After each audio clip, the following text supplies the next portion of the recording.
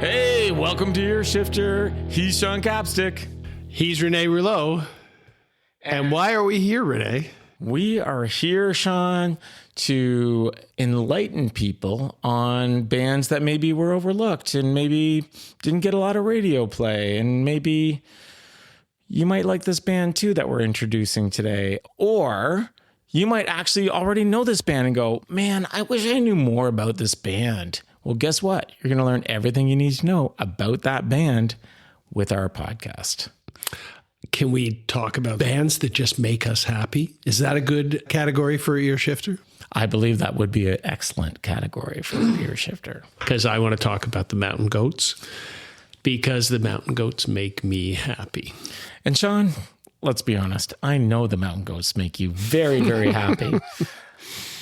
Yes. And you're my good friend to allow me to speak about the Mountain Goats on this episode. Exactly. Because honestly, the first time now there is debate, fans, whether I introduced this band to Sean, but I do really, really remember hearing this band for the first time and saying, this isn't my jam fully, but man, this band feels like it was made for Sean Capstick. So I literally reached out to Sean and said, Sean, I think you're going to love this band. And that's the way I remember it, Sean, but maybe it's not. And that's the way it should be. But it wasn't right away. What do you mean? Let me tell you about the band and maybe how they came to make me happy. Okay. All right. Let's go. So what can I say about the Mountain Goats, right? So they've evolved from a lo-fi cassette recording to a full band making studio albums with some significant instrumentation and chops. They've been around since the early 90s. They released, innumerable tapes, 22 studio albums, 18 solo EPs, 6 collaborative EPs, 4 compilation albums, 3 live albums, 10 demo albums, and at least 24 singles. That's absolutely insane. I had no idea. That is nuts. 22 studio albums, is that what you said? 22 studio albums. Holy crap. Okay. And there has not been a lot of consistency in the band other than John Darnielle. The lead singer? The lead singer and songwriter. Okay. So back in the day, they were a duo. He was playing with a person called Rachel Ware, who played bass and vocals. And she was in a band called the Bright Mountain Choir, who was a group of female reggae singers. And they were all on the band's. They're credited to be on the band, the early albums, but they're not doing a lot of backup. It's pretty sparse. Okay.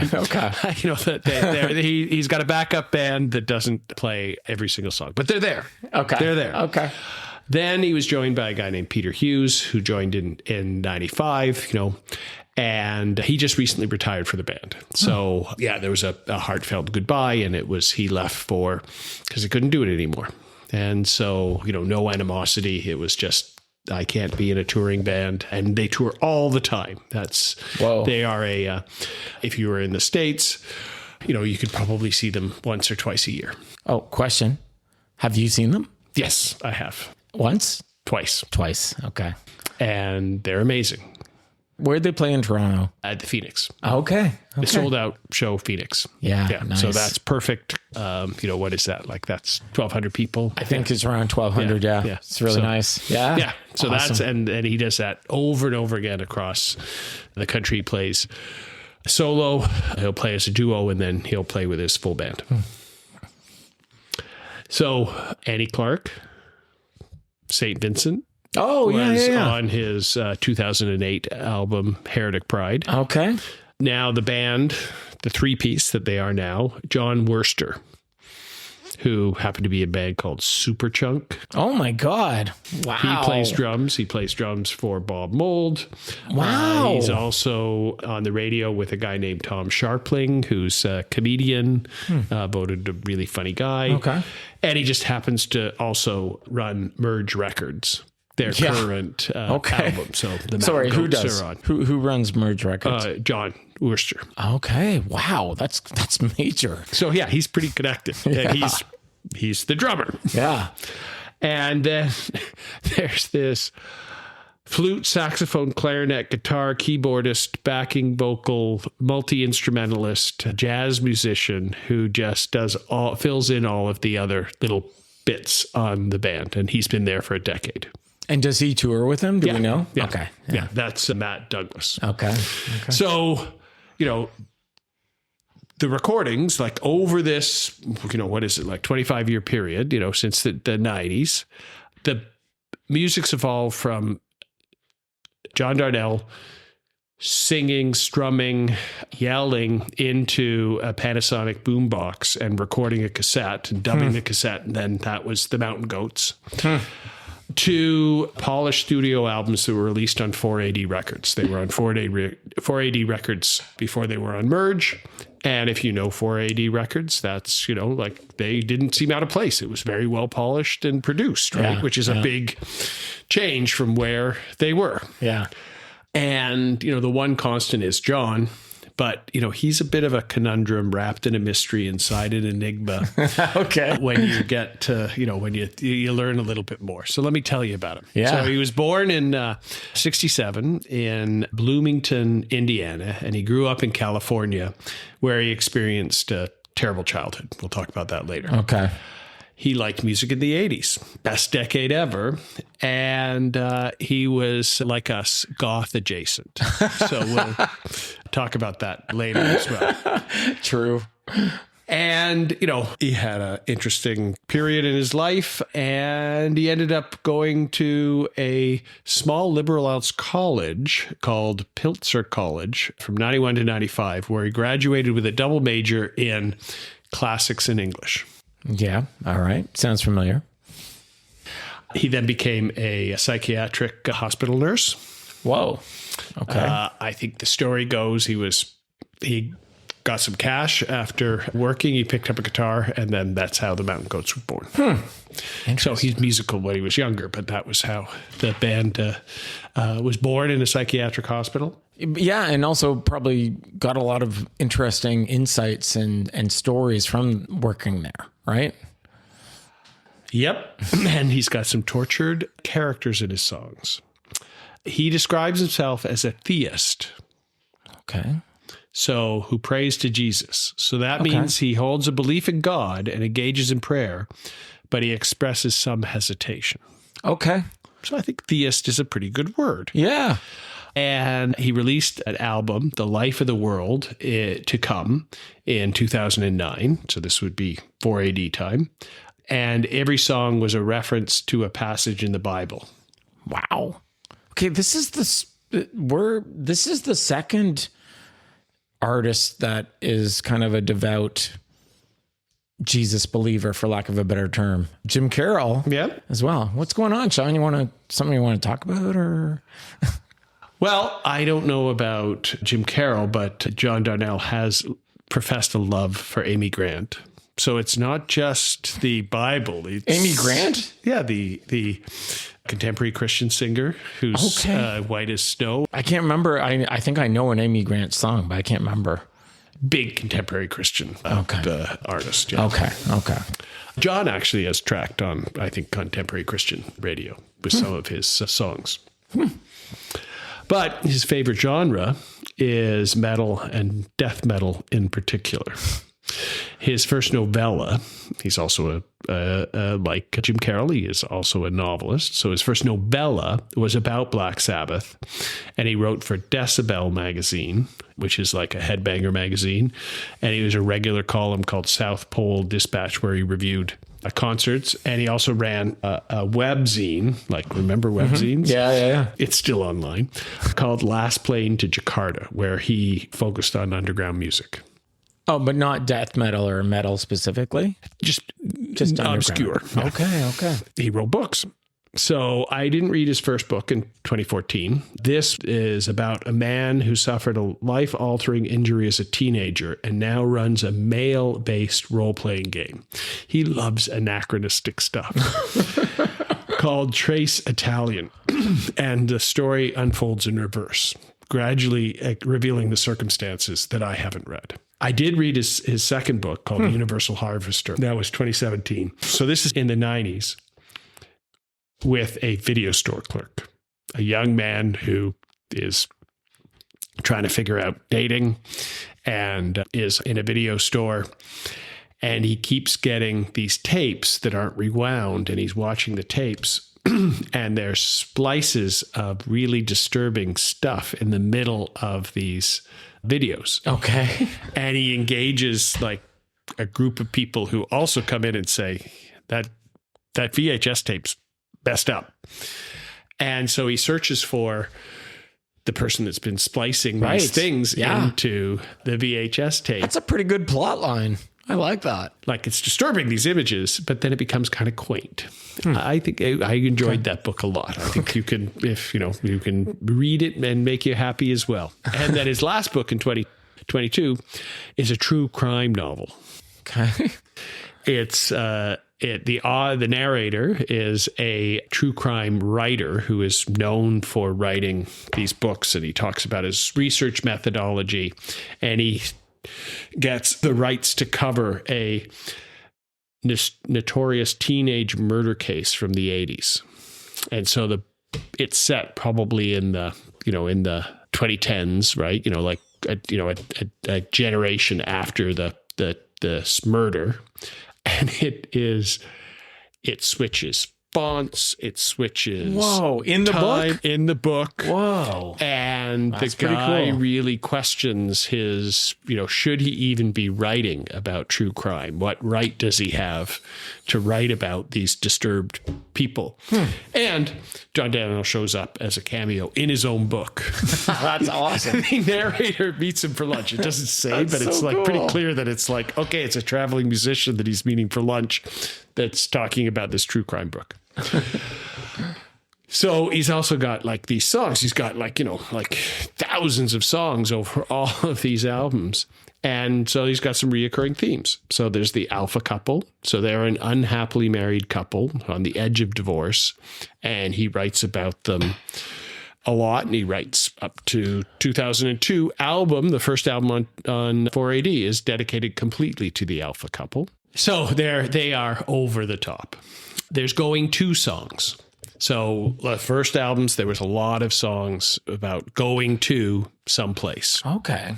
And it's about being in motion and the idea that someplace is better than where you are right now, which isn't true. And so it's an interesting song device to express frustration about people not trying to make the best of what they are right now. Right. He has a whole bunch of songs with the same title and a different number. What? Yeah, so he has Standard Bitter Love Song number 3 and 4 and 5. On the same album or? Over a series of albums. Oh, I like that more. That's cool. And cassettes. Okay. That's early stuff. And they are bitter and they're simple. And then he has a whole bunch he released a whole bunch of songs called Songs For.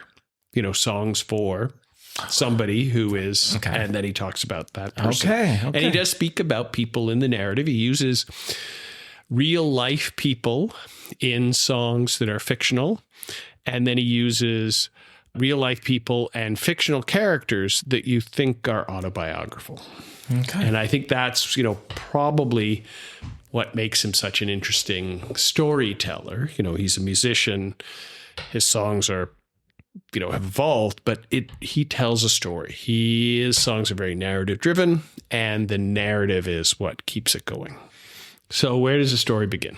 Right. So I'd heard you, I think, again, it's a good thing about being friends so long. You could make up stories yourself. Of course you did that. And I don't really remember, but I do remember your pleasure at when I was like, you got to listen to this song. And it was futile because you were like, no, my mind's made up. I'm biased already. And I got to say, I am, there are some fans out there for the Mountain Goats, like capital F fans.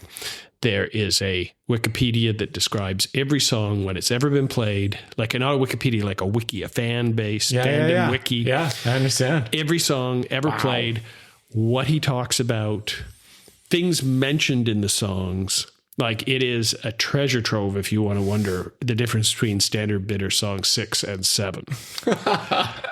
So I am really, there's a podcast called I Only Listen to the Mountain Goats. There were 2 seasons, dozen episodes that talked about 2 of his albums, 2 great albums. They sat down and he talked about a song. One of them, they talk about a song, and then they had one of the bands that had been influenced by the Mountain Goats do a cover of the song. So again, I would recommend that. Another great way of getting to know the Mountain Goats. So you're recommending that our listeners listen to another podcast. That's what you're doing. Only those 2 episodes, and then don't get sucked into the whole Night Vale. Did you listen to them all? Yeah, they're amazing. That's other than Ear Shifter, that's the only other podcast I listen to. And Smartless, a little bit of Smartless. Yeah. And maybe a few others. Yeah. There are quite a few podcasts out there. It's amazing. Yeah. Not as good as ours, but I don't want to make them feel bad. Yeah. Okay, so I think all of that change pissed people off, but I'm lucky that I found the Mountain Goats. You introduced them to me, and a decade ago, they came out with an album called Beat the Champ. Let's hear the best song off that album. He was my hero back when I was a kid. You let me down, but Chavo never once did. You called him names to try to get beneath my skin. Now your ashes are scattered on the wind. I heard his son got famous and he went nationwide, coast to coast with his dad by his side. I don't know if that's true, but I've been told it's real sweet to grow old. You look high, it's my last hope. Chavo Guerrero, coming off the top rope. Okay, so that first song, look, it's fun, but it just doesn't grab me. And like, we can get into a whole thing about music and why things don't grab you and why things do. And that one, it's fun. I don't dislike it. Like, I would never play it on my own, ever. And it doesn't in terms of feels, it doesn't give me the feels, and it doesn't really stand out for me as something unique. See, it does give me the feels. And he's like, Chavo Guerrero coming off the top rope. Like, I didn't watch wrestling when I was a kid. I don't really know how to think about wrestling. The album's entirely about wrestling. That's awesome. Like, every song is about that is wrestling. awesome. So, and it's a great album. Or maybe it's about growing old and life and, he's using wrestling as an allegory. But the whole idea of him being happy about a wrestler makes me happy. Yeah. That's cool. I get it. I'm not in it. Okay, so then let's go to Goss. So this is the next album. And this is when you really were full on about the Mountain Goats being made for me. So let's hear the next one. Andrew Eldritch is moving back to Leeds. All right, let's listen to it. Pick the keys up from the agent. Everything's been taken care of. No big changes in the roadways since you left that I'm aware of. A few old buildings gone to dust and some new ones in the way. They'll look just like the old ones when the winds have had their say. See the children bound for London, you'll all be back too. Everybody tests the membrane, but no one pushes through. Come on, boys, that'll be enough.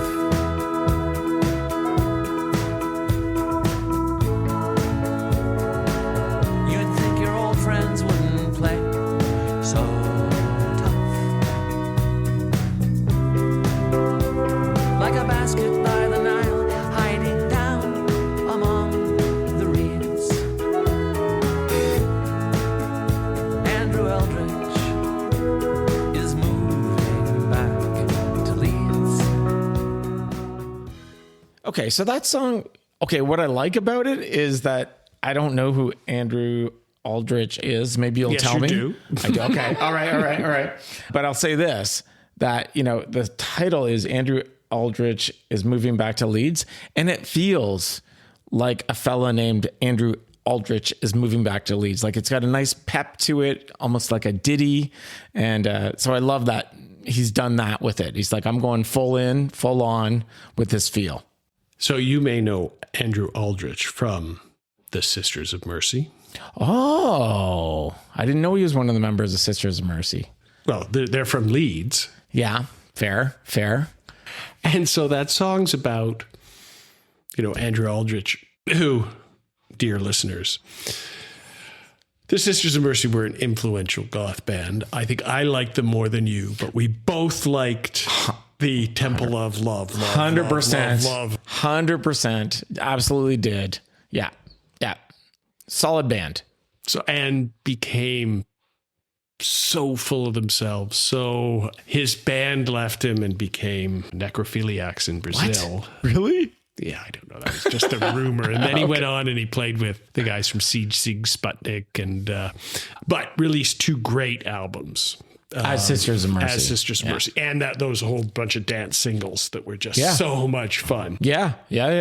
And he's only about this tall. He's like super small, and he had really long hair and wore aviator glasses. And Sean was holding up his hand about 4 feet. He's about 4 feet tall is what it looked like. I don't want to meet you, Andrew. So 4 feet. I did meet Andrew at a show, and he was wearing his aviators, and he was rude to some woman, and a guy took some umbrage and said, "That's not very nice, Mr. Eldritch."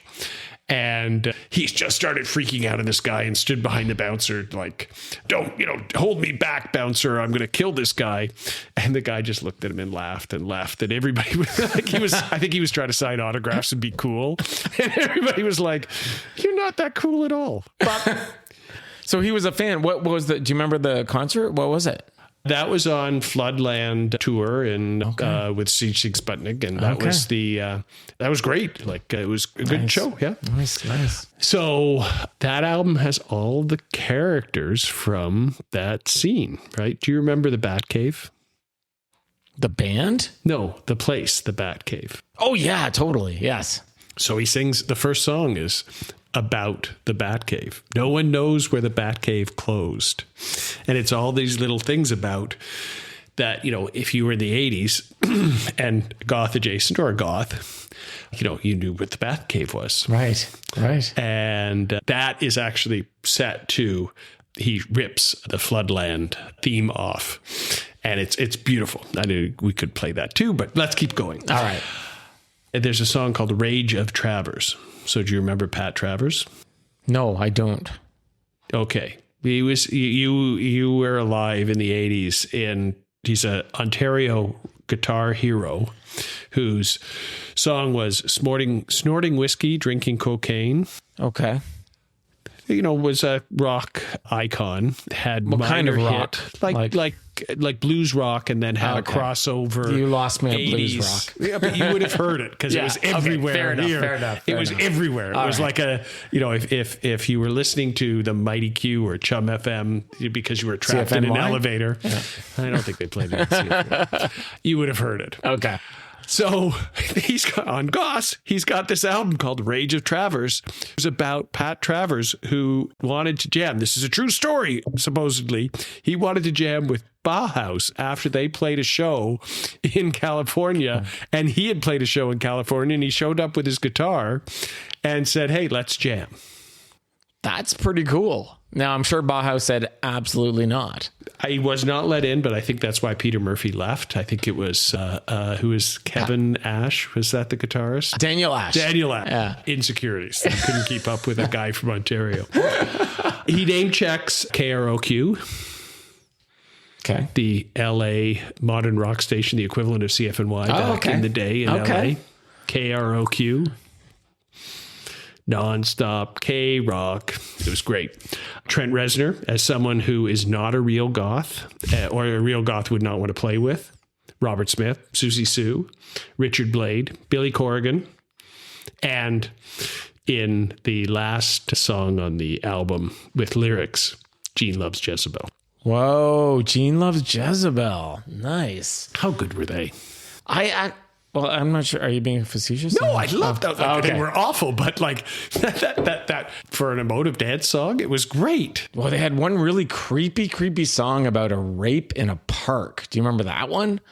It was like... I don't listen to the lyrics that much. I was just dancing to it. Yeah. No, it was not a dance song. It was really creepy, but really well done. It was like 7 minutes long or something. It was just this tale, a storytelling of this couple walking through this park. And it's creepy. Yeah. I just do their dance stuff. Hide love by the water. Oh, it's good. He talks what it's like to grow up. He talks about like a aging goth who keeps his baubles and his boots and his black leather in a closet. And it talks about how he loved playing music and now he's paying down the mortgage, but he used to get paid in cocaine. Okay.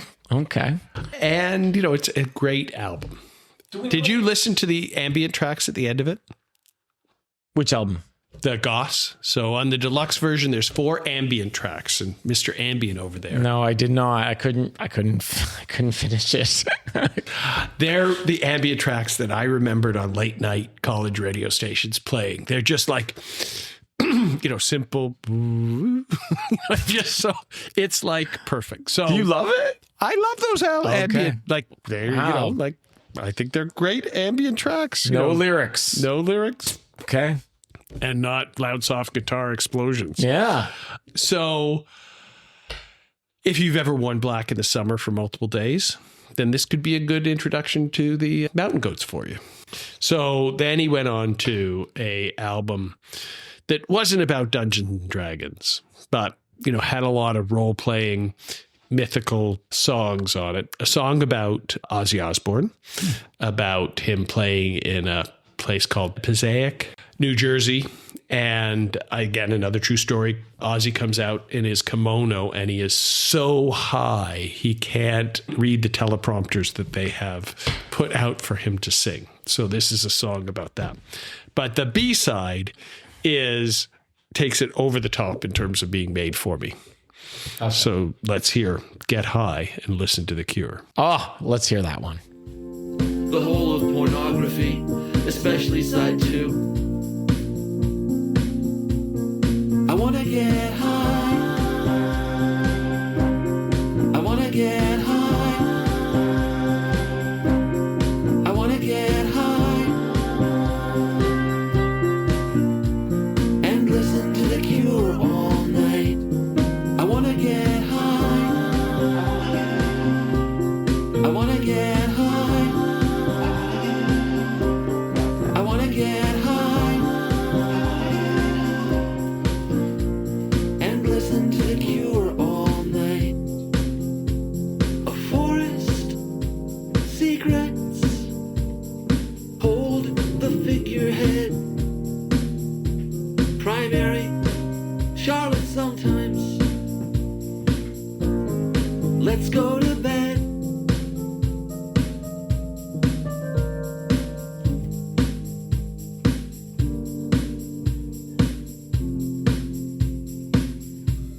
I wanna get high. I wanna get high. I wanna get high.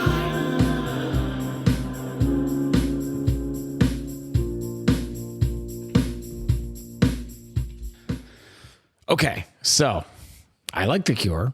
Did I like that song? Not that much, actually. I think that's the point. That's why it's a B-side. It didn't make it onto Goss. Okay. But it makes me happy. The lyrics, if you didn't pick up, I heard Let's Go to Bed. are only songs by The Cure. Yeah. So the entire song is names of songs that somehow to go together. Yeah, I appreciate that, except the title of the song. Yeah, I don't want to get high. Yeah. But I want to listen to The Cure. Yeah, so I did appreciate that. I did hear that, but the rest of it was just like, okay, it's cute. It's cute. That's where I'll go. It makes me happy. Listen, that's what music should do. That's all that music has to do. And we don't always agree. Okay, but for all there's happiness, for all of that joy, then he releases an album like Get Lonely. Now, listeners, so Sean tells me we're going to do Mountain Goats. I'm like, okay, that's cool. They're not really my jam. But Sean, to his credit, said, okay, I know you, Rene, try this album. So the album he told me to try was Get Lonely. And sure enough, I actually listened to it, I think 4 or 5 times, the entire thing. And I was kind of liking it. In fact, I actually made note of the fact that Wild Sage kind of felt like it was about an unstable, eventually homeless person. I don't know if that's true or not, but that's what it felt like. Mm-hmm. And I actually read the lyrics and I was like, wow, this is really heavy and beautiful. The song is beautiful. If You See Light is not very sad in feels, but in terms of the album overall, it was a pretty sad album. But what you said to me was, you said saddest album ever. Do you want to stand by that? So yes. So what makes a sad album to you? Well, again, it's the feels and also like things like Software Slump, which is clearly we've got an alcoholic robot. We've got some sadness going on there. And the feeling of the album too is just overall sad, exception of Crystal Lake maybe, but overall it has a sad vibe to it. My favorite sad album of all time is Tom York's The Eraser, which did you listen to it? I listened to it. Were you surprised that was a sad album for me? I didn't get it. I mean, Eraserhead's good, but like it wasn't like it had a feel of a sad, but the song structures, I couldn't tell what he was talking about. Like it's hard. Like he's kind of repeating the same thing, so I didn't get a feel of why he was so sad. Yeah. Yeah. But it is kind of sad. Yeah. And yeah, like I did listen to it. Yeah. It kind of reinforced how I feel. And we can agree. Just say it about Radiohead. Yeah.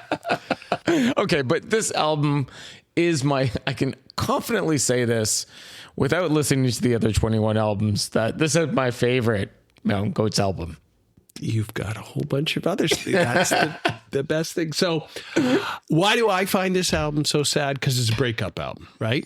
So of all the great breakup albums, Lou Reed Berlin, Nick Cave, and The Bad Seeds, The Boatman's Call, First and Last and Always by the Sisters of Mercy. That's a great breakup album. Left and Leaving by the Weekendans.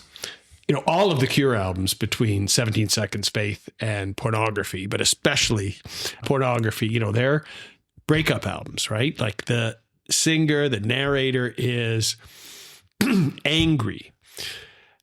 He is blaming his partner for something. He describes how he's the victim, because they're all guys. This album holds no blame, right? It reveals no motives. It doesn't develop the characters, the narrator's character. It could be a guy or a girl, right? Yeah. The narration is, it doesn't depend on the point of view of the sex. It is a breakup album. But the breakup isn't described. It's when you turned your back on me. That's how the breakup is described. But it's the sadness of the narrator. He just simply catalogs a situation. He becomes a monster. He sleeps with ghosts. He fears his neighbors are going to get him in the end. That's If You See Light is about the neighbors coming to get him finally. Right. And in the end, he says, when I turned my back on you. Now, I've had this debate. I think it's suicidal when he turns his back on you, right? That it isn't a turning point, but maybe an optimist listening to the album would think that is, he just goes into the Atlantic Ocean for a swim and everything's fine, baptized, or it's sad. Yeah. It's sad, right? Yeah. So, yeah, I think, but I can listen to it once. It's cathartic. And then I don't have to listen to it on repeat. Okay. I'm glad you got out of it just after 5 times. Yeah. I could comfortably. It's the Eraser that is lethal for me. Yeah, no, that album was a nice little surprise. It really was. Okay, so let's listen to his self-assessment, or the narrator. There again, I'm being sexist. The narrator's self-assessment of the situation they're in. Okay. The title track, Get Lonely. Get Lonely. Let's hear it.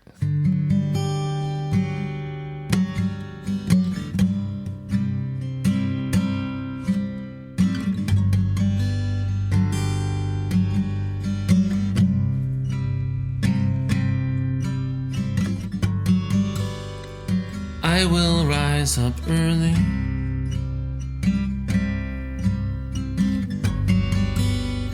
and dress myself up nice.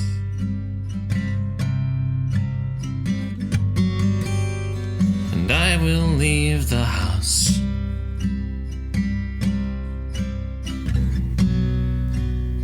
And check the deadlock twice.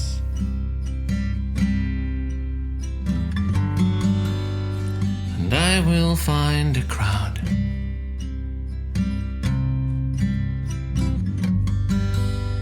And blend in for a minute.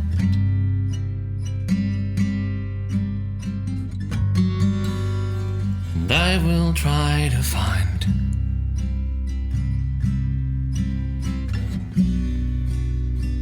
a little comfort in it. And I will get lonely. Okay, so look, I love that song. It's beautiful. And the way he sings it too is just very purposeful, and you know, he gets really quiet at some points and then builds after that. And it's lovely. It's a lovely song. And this is one of his non-autobiographical albums, completely made up. After this album, he said, I'm not going to write about breakups anymore. He's happily married. He's got 2 kids. He lives in North Carolina, Chapel Hill, where Merge Records is. Like, he's a pretty well-adjusted man of a certain age. But Lovely. That was, he just went full on describing a feeling. Yeah. Well, I'm glad to hear that too, because it was getting a little dark there this episode with his past and just his gothiness and all that stuff. So it's nice to hear that he kind of leveled out. Yeah. But then he's got autobiographical albums. You know, there's his number 1 hit off the Sunset Tree is about his tough upbringing. He had a stepfather, an alcoholic, abusive stepfather who, you know, was really, you know, rough to live with. And that Sunset Tree is about that relationship. And, you know, it's universal,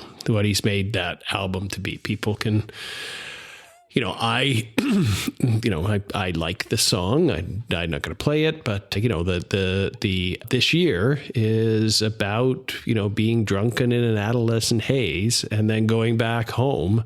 And you and I knew that we would be welcome back home, and you know, everything was good, and he was not. Yeah. But, you know, this year has 44 million listens, right? So when I looked at Spotify, first of all, the Mountain Goats have 600,000 monthly listeners.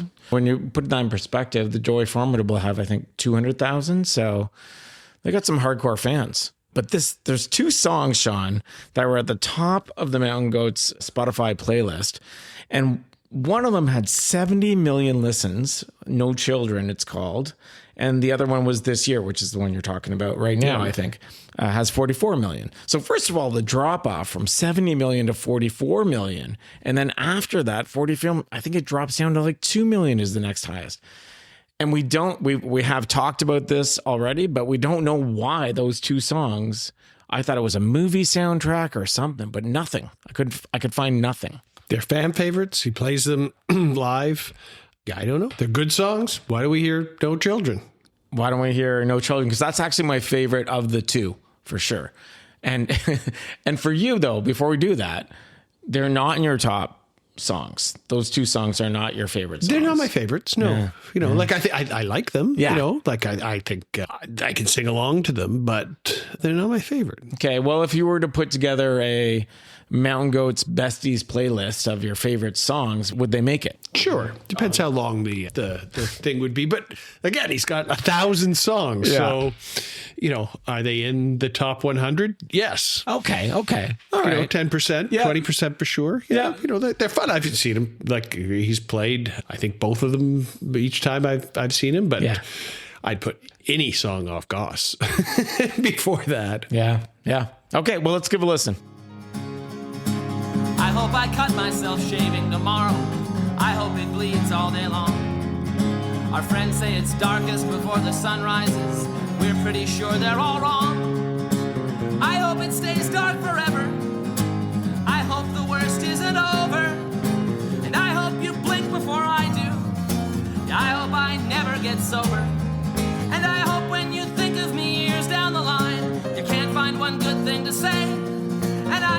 if I found the strength to walk out, you'd stay the hell out of my way. I am drowning, there is no sign of land.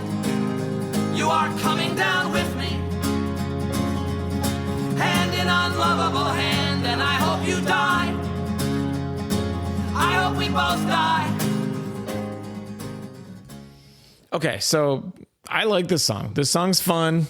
I mean, I know it's depressing, but it's got a nice, fun sort of, it carries along lyrically. I actually did look at the lyrics. It is super depressing, but I like the song overall. And the other thing I wanted to say, and I meant to say this earlier, is I was trying to figure out, what doesn't grab me about the Mountain Goats.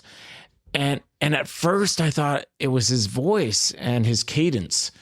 But then his voice actually, Sean, reminds me of the Decemberists Colin Malloy in some ways, and reminds me a little bit of the Neutral Milk Hotel, Magnum, right? Jeff Magnum. And I love those bands. So it's not that.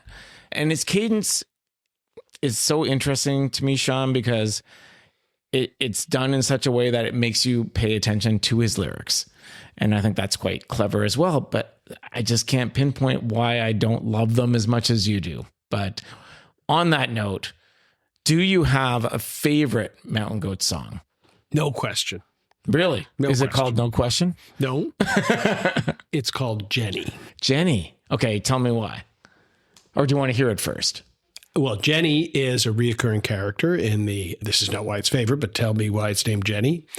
Jenny is an idea, an emotion, a regret, in terms of the way he has described and the way I hear him the narrator talk about Jenny in this series of songs that she shows up in. My favorite one's the first time we get introduced to Jenny. This is off an album called All Hail West Texas. So this is back 2002. This is his last classic boombox song. This is the original version. You could hear the tape, because it was making noise as he was recording on the tape.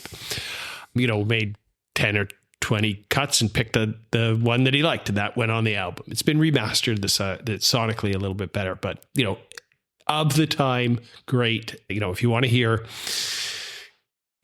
that genre of Mountain Goats, All Hail West Texas is a really good one. But to me, this song's a fantasy. This song is just, it describes a feeling. So why don't we hear it? Okay, let's give a listen.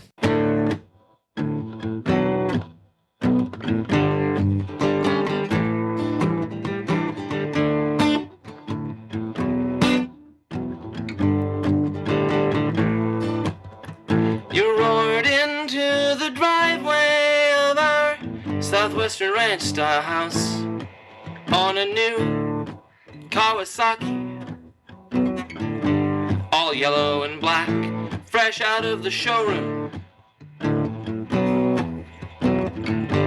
Our house faced west, so the big orange sun positioned at your back lit up your magnificent silhouette. How much better could my life get? 900 cubic centimeters of raw whining power. No outstanding warrants for my arrest. Whoa, whoa, whoa, whoa. The pirate's life for me. Okay, Sean, so I listened to the song, I looked at the lyrics, and I went, oh my God, of course he loves this song. It's all about motorcycles. Yeah. But it's a fantasy song. Everybody knows Kawasaki's are green and black, not yellow and black, as he speaks in the lyrics. Right. Everybody knows that. It's a complete fantasy, right? I would like to try a pirate's life for a short period of time, right? The song ends, we were the only thing in the universe God didn't have his eyes on. I loved that line, actually. I really loved that line. Who? The galaxy. It was galaxy, actually. Because I thought, oh, not the universe, just the galaxy. Okay. Yeah. Okay, so I want to be unique in the universe or galaxy. Okay, yeah. Give me the galaxy. Yeah, I'll take the galaxy any day. So, it's just a fantasy. And I just love the feeling, getting on the back of someone's motorcycle. No, his last album, what is it called? His Jenny from Teebs. Oh, okay. And the whole album is About Jenny and about that time. Wow. And do you like that album? Yeah, it's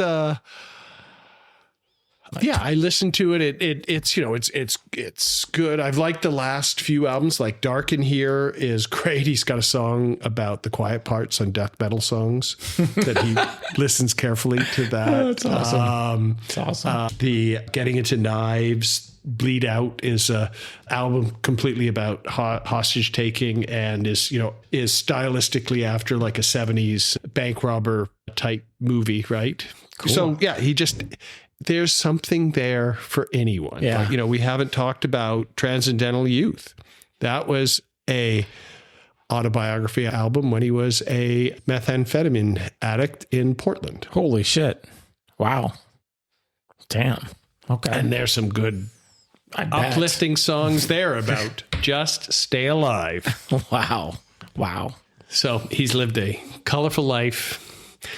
I hope he makes other people as happy as I do, right? The fact that he can, make these personal experiences universal and then make, a made up character seem so personal to him that you think that is him, right? He's got joy, pain, everything. That's why he's an ear shifter band, Rene. I don't disagree that it's an ear shifter band because for the very reason that they zag, right? Everyone else is zigging, they zag. And that's, to me, what always makes an ear shifter band. Whether I like them or not is almost irrelevant. So long as they're doing something different. And by the way, I don't dislike them. they just don't grab me as much as they do you. But that's, for me, what an ear shifter band is. Just do something fucking different. That's it. So maybe that's the way to end. I don't know. What do you think? and he doesn't. Okay, so who's our next? Who are we going to be talking about next time, Rene? Well, next time we are going to be talking about a band that I willingly saw both nights that they came to Toronto, 2 nights in a row. I've never really done that for any other band, and I do not regret doing that one bit. Okay, until next time. All right, until next time. We hope you enjoyed this episode of Ear Shifter. Tune in next time where we'll cover another band that deserves more. You can find Ear Shifter on Instagram, Facebook, and TikTok. Friend us or listen to our playlists on Spotify and visit earshifter.com for more information. Special thanks go to our logo designer, Stuart Thursby, and our intro-outro music by Joe Novak. You can find him as Bye Bye Badman, one word, on SoundCloud. And a big shout out to Joe for being our awesome sound engineer / editor. Until next time.